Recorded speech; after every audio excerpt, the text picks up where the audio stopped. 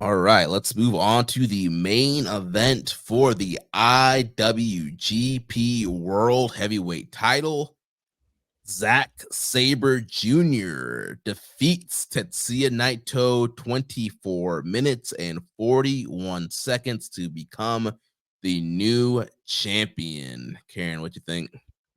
Finally, it's come home. It's come home. I'm so excited. I mean, we were all fairly certain when it got, Zach won the G1 that he was going to win the belt. When he announced that he was going to not waste any time and challenge earlier than the Dome, he was going to win the belt. But it was one of those things where even though we're in that like final stretch to the Dome, I didn't want to believe it until it actually happened because I felt like, with as much as they rely upon Naito to do so much, especially when it comes to selling out a Tokyo Dome or, trying to promote a Tokyo Dome, I'm glad that they weren't cowards about it. They had a good match. They had a long match, longer than I was expecting it to be. But at the end, Zach seems to be a very stoic guy, but you could tell that he was getting a little emotional during the match because it was finally happening after so long. After 13 years in Japan and 20 years wrestling, he was finally able to win the big one. Yeah, definitely a great moment there for Zach, and great atmosphere. He had a split crowd for the matchup. I felt the first 15 minutes of the match was very kind of grapple heavy. Both these guys kind of exchanging pulls and submissions. Sabre obviously working over the legs of Naito working over the neck of Zack Sabre Jr. It was a nasty tornado DT that Naito did to Zack, and Zack did this incredible sell, just bounced off his head. Also, Naito was doing a lot of Zack's maneuvers. He was doing the kind of the twist to the head and some of the submission moves that Zack would normally do. So Naito was kind of trying to play Zack game throughout the match, and then there's a point there they just kind of went to more strike base kind of after 15 minutes, and they're exchanging strikes. Naito hits the big Frankensteiner. And Zack's able to come back. Naito hits a Destino for a near fall, and then Zack gets Naito tied up in the Clarky Cat, which was a very near submission there, where Naito he had Naito all wrapped up, but he got his foot to the ropes. Then he came back, and Zack hit the Gotch pile driver from Suzuki, and a great line from Charlton saying the King helping Zack get to the throne. Great line there. Naito continues to go for Destinos. Sabre hitting a big lariat. He hits a Zack driver. Naito kicks out at one. It's another Zack driver. Naito kicks out again, and then he hits the cross-legged Zack driver. 1, 2, 3, and becomes a champion. Yeah, I didn't know if he had a name for that variant of that move. Yeah, as far as I know, I've never seen him use that version of the Zack. Oh, You're muted, Jeremy. Yeah, I don't know what's going on. My mic has been muting itself throughout. We're having some tech issues tonight, boys and girls. But yeah, man. I really, really, really loved this match almost from bell to bell. I do understand that in the early portions of the match, they did do quite a bit of grappling.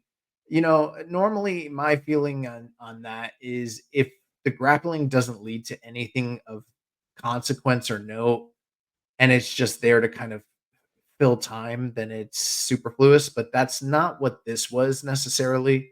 Um, there was a story that was really being told there, where like Zack had a game, he was enacting his game.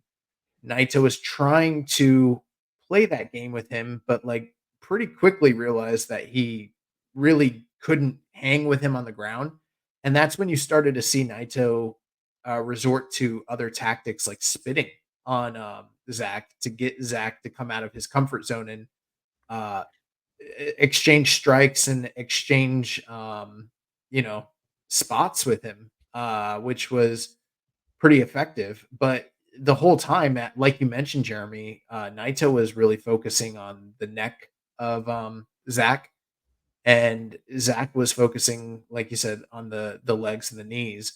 But one thing that kept happening was Naito was able on a few occasions to halt the exchanges of Zack, where Zack is constantly moving from maneuver to really tangle a guy up. Naito was kind of focusing more on just one singular target and then weakening it, and then finally got him to a point where there was a couple times where Zack had to go to the actual ropes to get rope breaks, which are highly unusual for Zack. We very rarely have ever even seen him do that. There was a few moments there down the stretch where they did some really incredible false finishes with submission, teases for both guys. But there was one in particular where Naito got Zack in a really, I don't even know the name of it, but it's a version of the Koji clutch that was super deep. And I was like, I know Zack's not going to tap to this, but he also isn't getting out of it. And he's in it for a long ass time. And I was like, oh, it was making me super nervous. It was the Puma Blanca. Yeah, the Puma Blanca. Like he had him like dead to rights in that one. And that was really, really, really nerve wracking. And then down the stretch where Naito started hitting Destinos and the fact that he hit the Super Frankensteiner, I was like, we've seen New Japan put guys in situations where you expect and hope for them to win, and then they lose, only for them to have to come back later, maybe even years later to finally win. And I'm like, are we seeing one of those heartbreaking moments right now? Like, and with every single Destino that Naito hit, I got more and more nervous, and I was like, oh my God, like. Yo, I got nervous after he kicked out the Zack Driver at 1. I was Yeah. like, oh my God, he's gonna power up. I didn't. You know why? Nobody ever wins when they kick out at 1. Have you guys ever noticed that? No, I've never really. People that kick out at 1 don't win matches.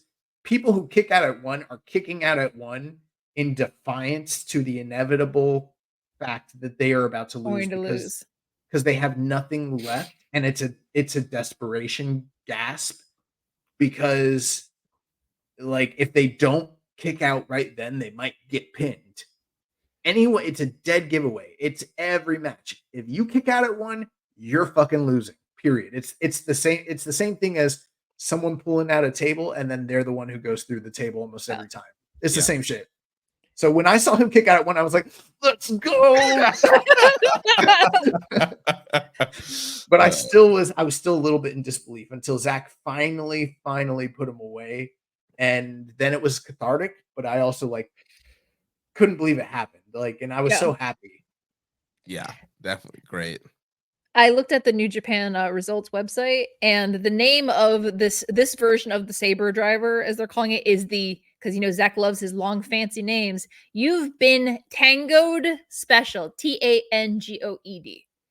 Okay. Well, Zack hit him with the Zack Driver. That's what he's calling it. I have no respect for Zack's names because it was cute the first time, but now I don't know the names of any of his moves because he's got so many long ass names for all his moves, and none of them stick. So it's a Sabre Driver. Yeah, it's a Sabre Driver. Yeah.